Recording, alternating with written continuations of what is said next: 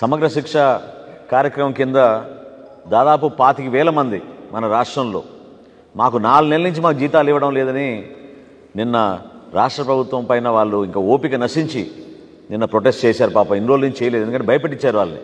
మీరందరూ contract employees, outsourcing ద్వారా మిమ్మల్ని తీసుకున్నాం, మీరు ఎక్కడైనా ప్రొటెస్ట్ చేస్తే మీ ఉద్యోగాలు తీసేస్తామని బెదిరించారు.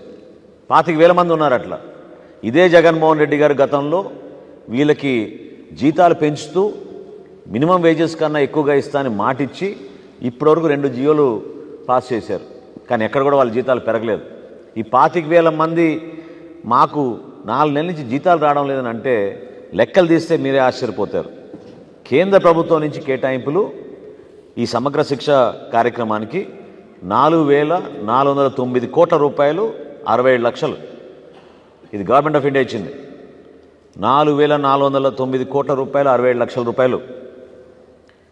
కానీ అందులో వీళ్ళు దుర్వినియోగం చేసింది, మిస్అప్రాప్రియేట్ చేశారని, అది వేరే డిపార్ట్మెంట్కి మళ్ళించారా, ఎటు తీసుకెళ్లారా అని కేంద్ర ప్రభుత్వం దీనిపైన సీరియస్గా అయి 1,855 కోట్ల రూపాయలు దుర్వినియోగం అయినాయి, దారి మళ్లించారు.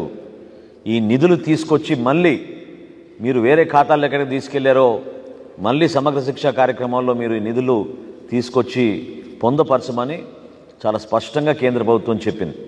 అంటే ఏ విధంగా వ్యవస్థల్ని వీళ్ళు ఉపయోగించుకొని మోసం చేసి విద్యాశాఖలో కేంద్ర ప్రభుత్వం ఇతర సంస్థలు కేటాయించిన నిధుల్ని దారి మళ్లించి మోసం చేస్తున్నారో రాష్ట్ర ప్రజలకి అర్థం అవ్వాలి.